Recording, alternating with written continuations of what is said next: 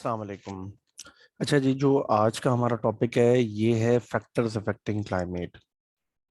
इसके अंदर हम बात करने वाले हैं कि what are those factors which can change the climate of an area. यानी ये एक जगह पे कहीं गर्मी ज़्यादा है, कहीं सर्दी ज़्यादा है, ठीक है, तो वो किस वजह से हो सकती है, क्या क्या रीजंस उसके हो सकते हैं, उस पर हमने बात करनी है। तो सबसे पहला फैक्टर जो हमारे पास है that is altitude and temperature. Altitude हम कहते हैं हाइट को, यानी the higher you go upon the mountain the lesser is going to be the temperature. ये आप लोगों ने भी अक्सर एक्सपीरियंस किया होगा कि the areas which are located on a high altitude, जो किसी माउंटेन पे एरिया लोकेटेड होता है या हाई एक हाइट पर लोकेटेड होता है एरिया, वहाँ टेम्परेचर यूजुअली लो होगा। और नीचे अगर आप आ जाएंगे एट अ लोअर हाइट, ठीक है, तो वहाँ टेम्परेचर आपको गर्म मिलने वाला है। तो ये माउंटेन्स में भी होता है और ये एक नॉर्मल फैक्टर है कि the higher the altitude the lesser is going to be the temperature, यानी पहाड़ पर जितना ऊपर जाएंगे टेम्परेचर उतना कम होता जाएगा। तो एक तो ये फैक्टर है। दूसरा फैक्टर जो मैंने आप लोगों को पढ़ाया हुआ है वो है closeness to the equator. Areas closer to the equator, they experience a higher temperature, and areas away from the equator, they experience a lower temperature। ठीक है, यही है latitude and angle of the sun. Angle of the sun का basically मतलब है कि angle of the sun is direct upon the equator. So the areas which are near to the equator are going to experience higher temperature. Areas away from the equator are going to experience a lower temperature। तो आप लोग यहाँ सवाल कर सकते हैं कि latitude का क्या मतलब है। तो लैटिट्यूड एक्चुअली वैल्यूज को डिनोट कर रहा है कि the more you come closer towards the equator, तो लैटिट्यूड की वैल्यू कम होने लगती है, क्योंकि इक्वेटर में तो लैटिट्यूड की वैल्यू जीरो है, आप लोगों को पता है। लेकिन the more you go far away from the equator, so the value of latitude increases, either you go towards the north और टुवर्ड्स द साउथ। तो जो वैल्यू है वो क्या होती है, वो इंक्रीज होती है। तो ये बात यहाँ ये साबित हुई कि अगर लैटिट्यूड की वैल्यू बढ़ रही है, यानी आप इक्वेटर से दूर जा रहे हैं तो सर्दी बढ़ रही है। अगर लैटिट्यूड की वैल्यू कम हो रही है, यानी आप इक्वेटर के करीब आ रहे हैं, तो गर्मी बढ़ रही है। ठीक है। Another factor that we have is cloud cover. Now, what is cloud cover? Cloud cover is कि भाई if the clouds are available all over the sky, so it means that fresh air cannot escape. So होगा ये कि अगर बादल छा गए मुकम्मल, it is a cloudy day, again all over clouds are there on the sky, so the air around you cannot escape up in the environment and fresh air cannot come in। इससे क्या होगा, इससे suffocation create होगी, और suffocation create होने से temperature बढ़ेगा। इसकी बड़ी अच्छी मिसाल है कि अगर एक ऐसे कमरे में आप मौजूद हैं where there is no ventilation, no doors, no windows, a closed pack room, तो वहां कैसी हालत होगी when the air can not escape. Obviously it is going to cause suffocation. तो उसी की यहाँ बात की जा रही है कि क्या होगा, सफोकेशन होगी और गर्मी बढ़ जाएगी। तो एक फैक्टर हमने ये कहा कि अगर आपके पास क्लाउड कवर हो जाता है तो गर्मी बढ़ जाएगी, क्लाउड कवर अगर नहीं होगा तो फिर मौसम अच्छा होगा। Another thing that we have amongst the factors is the maritime influence। maritime influence क्या है कि भाई areas which are near to the sea, वहां पर समंदर की हवा चलती है, ठीक है, and due to the cold sea breezes कहते हैं समंदर की हवा को। Due to the cold sea breezes, the temperature near to the coast is mild, or the temperature near to the coast is at times low। ठीक है, यानी कि वो इलाके जो कोस्टल एरियाज के करीब हैं वहाँ क्या होगा, वहाँ मौसम अच्छा होगा, वहाँ टेम्परेचर लो होगा, क्योंकि वहाँ समंदर की हवा चल रही है, कोल्ड सी ब्रीजेस का इम्पैक्ट आ रहा है। लेकिन वो एरियाज जो कोस्ट से दूर हैं, वहाँ आपको ये मैरीटाइम इन्फ्लुएंस नहीं मिलने वाला। ये लफ्ज मैरीटाइम इन्फ्लुएंस का मतलब ही समंदर की हवा है, कि समंदर की हवा की वजह से जो इन्फ्लुएंस आ रहा है उसको मैरीटाइम इन्फ्लुएंस कहते हैं। लफ्ज मैरीटाइम का मतलब ये है द कोल्ड सी ब्रीजेस। ठीक है। इसके अलावा यहाँ एक और लाइन लिखी हुई है, humidity in the environment also influences the temperature. इसका क्या मतलब है ये भी समझा देता हूँ। ह्यूमिडिटी हम कहते हैं availability of water droplets in the air. अगर ह्यूमिडिटी लेवल ज्यादा होगा तो गर्मी बढ़ेगी, ह्यूमिडिटी लेवल कम होगा तो गर्मी कम होगी। ये किस तरह काम करता है ये भी जरा समझिएगा कि more water droplets are available in the air, so the air will become heavy. If the air will become heavy, so the air will not blow. If the air will not blow, so the temperature will be hot. If less water droplets are available in the air, so the air will be lighter. If the air will be lighter, so less water droplets will be available and the air will blow. ठीक है, तो ये आपके पास difference है जो basically humidity का है। और इसको समझने के लिए यूजुअली हम ये कहते हैं कि अगर आप एक बलून ब्लो करते हैं तो वो जो है उसको उड़ाए हवा में नहीं उड़ता, लेकिन आप एक अगर जो है हीलियम गैस का बलून ब्लो करें तो वो हवा में उड़ने लगता है।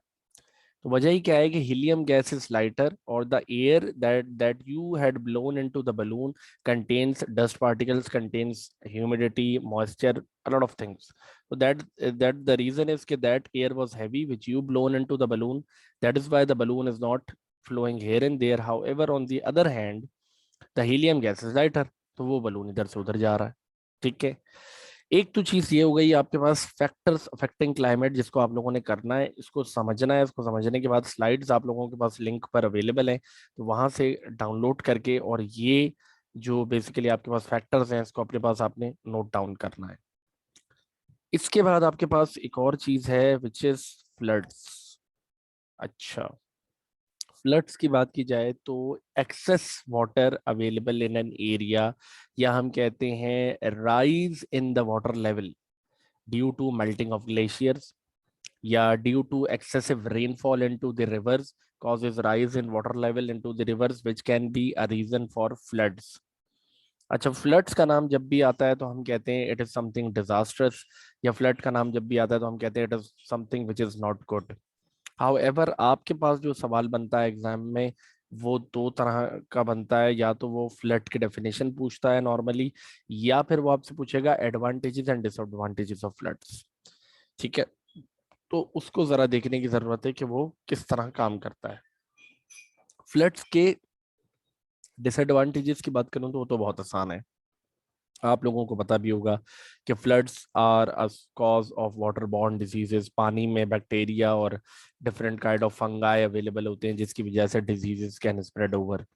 इसके अलावा floods are source of loss of lives and livelihoods. Yes, obviously flood आएगा तो लोग मर जाएंगे। Loss of vegetation, forest are going to be destroyed due to floods.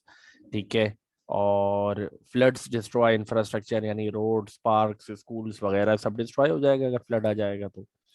इसके अलावा आपके पास जो है वो पोल्यूशन ऑफ ड्रिंकिंग वाटर, यानी कि रिवर्स में वाटर जो है वो पोल्यूटेड हो जाएगा या पानी इधर उधर जाएगा, so the drinking water will get polluted. तो ये तो कॉमन डिसएडवांटेजेस हैं जो आपको मिल जाएंगे। बात करते हैं एडवांटेजेस के ऊपर, क्योंकि क्वेश्चन अगर एडवांटेजेस पे आ जाए तो फिर एडवांटेजेस में क्या लिखें। ये मसला सारा ये है कि डिसएडवांटेजेस तो ठीक है हमें मालूम है, हमने सुन भी लिए, समझ भी लिए, कर भी लिए। डिसएडवांटेजेस पे अगर क्वेश्चन आ जाए, सॉरी एडवांटेजेस पे अगर क्वेश्चन आ जाए तो क्या लिखें। देखिए, फ्लड्स के एडवांटेजेस ये हैं कि floods provide water for agriculture, floods provide water to the dry ponds या लेक्स। ठीक है, floods help in pollination process. Pollination यानी they transfer the seeds from one place to another, so forest grow in all of the areas. ठीक है, फिर flood से एक फायदा और है कि they transfer the fertile soil from one place to another. तो इससे जो है आपके पास the land which was previously barren has now turned fertile. यानी एक एरिया ऑफ लैंड था वहाँ फर्टाइल सॉइल था, तो वहां से फ्लड आया तो पानी के साथ जो है वो फर्टाइल सॉइल बहकर किसी और जगह चला गया जहाँ लैंड बैरन थी, अब वहाँ फर्टाइल सॉइल अवेलेबल है। तो इससे क्या हुआ कि दोनों तरफ क्योंकि फर्टाइल सॉइल आ गया तो वहाँ वेजिटेशन शुरू हो जाएगी, फॉरेस्ट वगैरह ग्रो करेंगे। तो इस तरह की चीजें। इसके अलावा आपकी बुक पे शायद लिखा हुआ होगा it recharges underground water level. ये मैंने वाटर के चैप्टर में आपको पढ़ाया था कि जमीन के अंदर वाटर अवेलेबल होता है।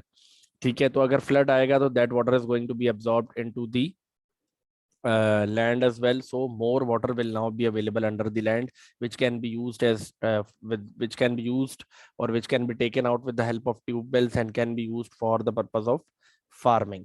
ठीक है, तो ये तो आपके पास रिलेटेड है टू द फ्लड्स। अब क्वेश्चंस की तरफ आते हैं जरा। तो मैंने आप लोगों को क्वेश्चन दिया था, एक तो अराइवल ऑफ मॉनसून का क्वेश्चन दिया था, ठीक है। एक मैंने आपको क्वेश्चन दिया था क्लाइमेट ऑफ डेजर्ट एरियाज का, ठीक है। और एक मैंने आपको वाटर मैनेजमेंट का क्वेश्चन दिया था। अब आप लोगों ने जो नेक्स्ट क्वेश्चन करना है वो है up to what extent floods can create problems और benefits for an area. This is a question for 6 marks, and you guys know कि whenever there is a question for 6 marks, तो you guys are required to write down 3 advantages, 3 problems, 1 conclusion, ठीक है। तो आपने करना है इसमें ये है कि 3 एडवांटेजेस फ्लड्स के जो हमने डिस्कस किए वो एक पैराग्राफ में आएंगे, फिर दूसरे पैराग्राफ में 3 प्रॉब्लम्स आएंगी रिलेटेड टू फ्लड्स, और फिर फाइनली एक कंक्लूजन आएगा जिसमें हम कंक्लूड करेंगे और हम बताएंगे कि भाई फ्लड्स के जो हैं वो क्या फायदे क्या थे, क्या नुकसानात थे, वगैरह वगैरह, उन चीजों को जो है हम डिस्कस करेंगे। अच्छा जी। तो ये तो बात हो गई हमारी के क्वेश्चन हो गया, फ्लड्स का टॉपिक हो गया, फैक्टर्स अफेक्टिंग क्लाइमेट हो गया। फ्लड्स का टॉपिक आपके पास बुक में भी अवेलेबल है, तो बुक से अगर रेफर कर लेंगे तो आपको उसका आंसर वहां से भी मिल जाएगा, लिखने में आसानी रहेगी। इसके अलावा ये है कि आगे बढ़ते हैं और अगले टॉपिक को देखते हैं।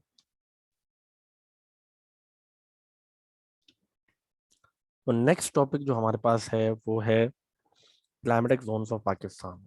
अच्छा, क्लाइमेटिक जोन्स के अंदर ये है कि क्लाइमेट के एतबार से पाकिस्तान को 4 जोन्स में डिवाइड किया गया है। As with respect to climate हम कहते हैं कि Pakistan is divided into 4 climatic zones. We have the highland zone, we have the arid zone, we have the lowland zone, and we have the coastal zone। 4 Jones हैं हमारे पास। हम कहते हैं कि क्लाइमेट के एतबार से पाकिस्तान को 4 क्लाइमेटिक जोन्स में डिवाइड किए गए हैं। पहले जरा 2 क्लाइमेटिक जोन्स पे बात करेंगे और उनको समझेंगे, और उसके बाद फिर आगे देखेंगे। तो हाईलैंड जोन की अगर बात करें तो highland zone, the name itself is indicating कि it is an area of high upland. हमारे पास माउंटेन्स पाकिस्तान में कितनी डायरेक्शंस में हैं? हमारे पास माउंटेन्स है पाकिस्तान में नॉर्थ में, नॉर्थ वेस्ट में, और वेस्ट में। इन 3 डायरेक्शंस में हमारे पास क्या है? माउंटेन्स हैं। ये तीनों डायरेक्शंस जहां हमारे पास माउंटेन्स है पाकिस्तान के अंदर is classified as the highland zone of Pakistan as according to the climate. ठीक है। माउंटेन्स में कैसा टेम्परेचर होता है भाई? कोल्ड क्लाइमेट होता है, स्नो अवेलेबल होती है, ठीक है, वाटर अवेलेबल है फ्रोजन फॉर्म में। क्वेश्चन यहाँ राइज होता है कि can industrialization be done in the mountains? तो the answer is no, industrialization cannot be done in the mountains. What about farming? Can farming be done in the mountains? So the answer is no, farming cannot be done in the mountains. Yes, farming can be done of apples, peaches, apricots और dry fruits. इन सब की farming जो है वो highland zone में की जा सकती है, वरना बाकी चीजों की फार्मिंग जो है वो पॉसिबल नहीं है। हाईलैंड जोन की अगर मैं बात करूं तो यहाँ ट्रीज कौन कौन से होते हैं, फॉरेस्ट के चैप्टर में मैंने आप लोगों को पढ़ाए हैं।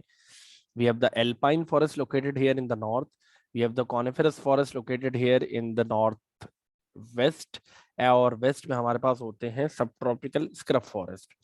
ये आपको मिलेंगे हाईलैंड जोन में। इसके अलावा यहाँ पर जो रिवर्स हैं such as river Swat, Kabul, मैंने वाटर के चैप्टर में बताए, अब सारी चीजों को मैं लिंक कर रहा हूँ यहाँ पर। उन रिवर्स में फिशिंग भी हो सकती है, ठीक है, और फिश फार्मिंग भी यहाँ पॉसिबल है। रिवर से कनेक्ट करके अगर आप फिश फार्मिंग करना चाहें तो फिश फार्मिंग भी पॉसिबल है यहाँ पर। इसके अलावा यहाँ पर लोग काम क्या करते हैं? द पीपल आर नोमैड्स, या the people practice indoor activities. Primarily they practice indoor activities. Indoor activities का मतलब है कि क्योंकि बाहर तो निकल नहीं सकते क्योंकि सर्दी बहुत ज्यादा है, तो क्या करते हैं कि यहाँ के लोग जो है they stay with in the house, और घर में रहकर they practice various indoor activities such as carpet making, such as embroidery, या आपके पास और फ्लावर वाज मेकिंग, पॉटरी वगैरह, ये जो काम है these are practised in the highland zone of Pakistan. Highland zone की अगर बात करूं तो यहाँ एरियाज आपके पास लिखे हुए हैं, north, north western, western highland से मैंने अभी आपको बताया। इसमें से सिटीज के नाम भी लिखे हैं, चित्राल, मरी, मुजफ्फराबाद, क्वेटा, कलात। क्लाइमेट देख लें, the winters are long and snowy and summers remain short and mild. ये वही बात है जो हमने की है। रेनफॉल की अगर यहाँ बात करूं तो यहाँ ये जो हाईलैंड जोन है, यहाँ आपके पास या तो रिलीफ रेनफॉल होगी जो मैंने पढ़ाई है आप लोगों को, या यहाँ पर वेस्टर्न डिप्रेशन की जो रेनफॉल थी वो अकर होगी यहाँ पर ज्यादातर। और उसने यहाँ लिखा भी है, rainfall is associated with the altitude, यानी पहाड़ के जितना ऊपर जाएंगे तो क्लाउड्स के उतना करीब हो जाएंगे, तो रेनफॉल उतनी ज्यादा होगी। पहाड़ से जितना नीचे आ जाएंगे, क्लाउड से उतना दूर हो जाएंगे, तो रेनफॉल उतनी कम होगी।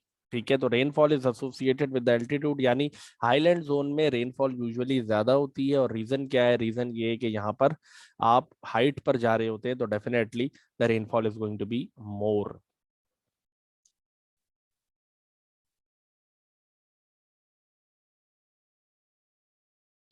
बाकी ये है कि हाईलैंड जोन की अगर बात की जाए तो मैंने यहाँ के फॉरेस्ट पे आपसे बात कर ली, वाटर पे मैंने बात कर ली।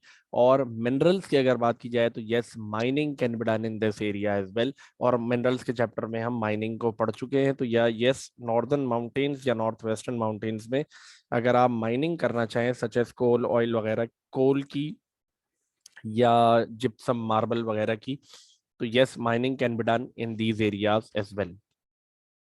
एग्जाम में क्वेश्चन कैसा आ सकता है? एग्जाम में वो किसी भी एक क्लाइमेटिक जोन या उसके फीचर्स को पूछ सकता है, तो आपको उस क्लाइमेटिक जोन या उसके फीचर्स के बारे में जो है वो पता होना चाहिए, so that is going to be enough. Moving on further, the next climatic zone that we have is the arid zone. और एरिड जोन को भी जरा देखते हैं। The word arid means hot and dry. और दो पाकिस्तान में ऐसी जगहें हैं which are experiencing extreme dryness and are classified as the arid zones of Pakistan.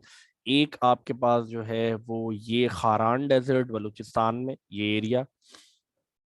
दूसरा थर डेजर्ट और उसके साथ जुड़ा हुआ चोलिस्तान डेजर्ट सिंध में। ये हमने पढ़ा है टोपोग्राफी के चैप्टर में, पहला चैप्टर जो था उसमें मैंने बताया था कि यहाँ आपके पास थर डेजर्ट है, इधर चोलिस्तान से कनेक्टेड है, इधर खारान डेजर्ट है। तो ये जो डेजर्ट एरियाज हैं पाकिस्तान में जो दो, यहाँ आपके पास एक्सट्रीम ड्राइनेस होती है, एक्सट्रीम एरिडिटी होती है, and these are classified as the arid zones of Pakistan. यहाँ अगर बात की जाए तो आपके पास एक्सट्रीम ड्राइनेस मिलती है, वेरी हॉट टेम्परेचर होता है यहाँ पर। रेनफॉल इज स्कैंटी, स्कैंटी का मतलब है डज नॉट अकर्स, या बहुत थोड़ी सी होती है रेनफॉल। जब क्योंकि रेनफॉल नहीं है, डेजर्ट एरिया है, तो definitely the land is not fertile, land is not fertile, तो farming can not be done. ठीक है, यहाँ पे industrialization can not be done because a very few people live here, usually the people are nomads. Nomads कौन होते हैं? The people who move around here and there in search of food and water, जो एक जगह से दूसरी जगह move करते रहते हैं constantly in search of food and water, उनको नोमैड्स कहते हैं। तो नोमैड्स जो है वो ज्यादातर लोग होते हैं यहाँ पर एरिड जोन में। ठीक है, पॉपुलेशन कम है तो इंडस्ट्रियलाइजेशन भी नहीं हो सकती। फॉरेस्ट की अगर बात करूं तो मैंने आप लोगों को पढ़ाया है सब ट्रॉपिकल थॉर्न फॉरेस्ट, कैक्टस वगैरह जो होते हैं, those are found in this Kharan desert and in this Thar desert. तो यहाँ जो आपको मिलेंगे वो ट्रॉपिकल थॉर्न फॉरेस्ट मिलने वाले हैं। तो एरियाज को देख लेते हैं। एरियाज आपके पास यहाँ लिखे हुए हैं, खारान, चोलिस्तान, साउथ वेस्टर्न बलूचिस्तान, थर, ये एरियाज हैं जो बेसिकली एरिड जोन को कंप्राइज करते हैं। Climate is dry and hot. Hot dusty winds prevail continuously. Rainfall takes place during the winter season. यहाँ पे जो रेनफॉल होगी वो आपको अगर याद हो, मैंने वेस्टर्न डिप्रेशन पढ़ाई है जो इधर से आएगी ऐसे। तो ये वेस्टर्न डिप्रेशन जब इधर से आएगी वेस्ट ऑफ पाकिस्तान से, तो ये नीचे की तरफ आएगी और स्लोली एंड ग्रेजुअली थोड़ी सी रेनफॉल इस तरफ भी आ जाएगी। इस एरिया की अगर बात करें तो जो नॉर्थ ईस्ट मानसून आ रही है वो इधर से आएगी, तो थोड़ी बहुत रेनफॉल शायद इधर आ जाए, वरना मुश्किल है कि रेनफॉल मिले। ये देखें, ये लिखा हुआ है इसने, rainfall takes place during winter season in Balochistan. ठीक है, इन साउथ ईस्टर्न डेजर्ट यानी ये वाला area, monsoon bring little rainfall, जो मानसून आएगी उससे थोड़ी बहुत बारिश मिल जाएगी। और यहाँ हीट बहुत ज्यादा है, रेनफॉल बहुत कम है, फार्मिंग नहीं हो सकती है, इंडस्ट्रियलाइजेशन नहीं हो सकती है। हाँ, यहाँ एक काम हो सकता है और वो है mining. Yes, mining of minerals can be done in the area. अगर आप यहाँ माइनिंग करना चाहते हैं तो definitely mining can be done, but other than mining और कोई ऑक्यूपेशन को फॉलो करना मुश्किल होगा यहाँ पर। इसके अलावा लाइव स्टॉक फार्मिंग यानी रेयरिंग ऑफ कैटल, ये अगर आप देखें गोट्स वगैरह या कैमल्स लोगों ने रखे हुए हैं, तो these kind of activities can also be performed in the arid zone of Pakistan. अगर एरिड जोन की बात करते हैं तो इस तरह की एक्टिविटीज जो हैं वो यूजुअली एरिड जोन में परफॉर्म की जा सकती हैं। इसके अलावा यहाँ इन्वायरमेंटल इश्यूज की बात की जाए तो इस तरह विंड इरोजन या यूजुअली देखने में आती है कि the sand is carried by the wind from one place to another. यहाँ डिफॉरेस्टेशन तो है ही है, और उसकी एक बड़ी वजह ओवर ग्रेजिंग है जो हमने फॉरेस्ट के चैप्टर में पढ़ी हुई है, आप लोगों को पता है। अब यहाँ आप उसको आप रेफर कर सकते हैं। इसके अलावा लैक ऑफ प्रेसिपिटेशन कहते हैं शॉर्टेज ऑफ रेनफॉल को। तो yes, shortage of rainfall is also an issue which is going to occur, और इसकी वजह से यहाँ ऐसा गंदा पानी भी अगर होता है तो people are force to drink this dirty water. The reason इसके पानी नहीं है भाई, तो मजबूरी है, क्या करें फिर, वो ऐसा ही पानी जो अवेलेबल होता है उसी को पीते हैं। अच्छा जी, तो दो क्लाइमेटिक जोन हमने डिस्कस कर ली, हाईलैंड जोन और एरिड जोन। आप लोगों ने क्या करना है आप जरा सुनिएगा। हाईलैंड जोन की हेडिंग बनाएंगे और एरियाज लिखेंगे अपने पास, क्लाइमेट लिखेंगे और रेनफॉल लिखेंगे। तीन बातें लिखेंगे, एरियाज लिखेंगे, क्लाइमेट लिखेंगे, रेनफॉल लिखेंगे। इसके अलावा यहाँ की एक्टिविटीज तो आप लोगों को पता ही है कि farming can be done of apple, peaches, apricots, या industrialization can not be done वगैरह, फिशिंग कैन बी डन, और कौन से फॉरेस्ट वो तो पता ही है, तो लिखने की जरूरत नहीं है। इसके अलावा एरिड जोन की फिर हेडिंग बनाएंगे, एरियाज लिखेंगे, ठीक है, और एरियाज लिखने के बाद क्लाइमेट के जो ये पॉइंट्स हैं ये अपने पास कॉपी करके लिख लेंगे, ठीक है। तो ये एरिड जोन आपकी जो है वो कंप्लीट हो जाएगी। आप लोगों ने करना ये है कि ये रिकॉर्डिंग सुनने के बाद स्लाइड्स आपके सामने होनी चाहिए या आपके पास मौजूद होनी चाहिए, वो मेरे लिंक मैंने आप लोगों को दिया हुआ है, वहां से स्लाइड्स डाउनलोड कर लें, ये अपने पास कॉपी कर लें। और इसके अलावा ये है कि जो क्वेश्चंस मैंने आप लोगों को दिए हैं उसमें एक क्वेश्चन, ये फ्लड का क्वेश्चन दिया है, इसको कंप्लीट कर लें। So that's it. तो हमने फैक्टर्स अफेक्टिंग क्लाइमेट पर बात कर ली है, हमने फ्लड्स पर बात कर ली है, हमने हाईलैंड जोन पर बात कर ली, हमने एरिड जोन पर बात कर ली है। तो majority of the part of the chapter is complete. Further एक काम और कर दें कि अभी जरा जो है बुक खोल लें, और बुक खोलकर एक दफा बुक में से भी हाईलैंड जोन को और एरिड जोन को और फ्लड्स को एक मरतबा जो है वो पढ़ लें, ताकि उस हवाले से अगर कोई चीज़ पूछनी है, कोई मसला है, तो वो भी क्लियर हो जाए, उसके अंदर भी कोई किसी किस्म का कोई कंफ्यूजन ना रहे। ठीक है जी, शुक्रिया।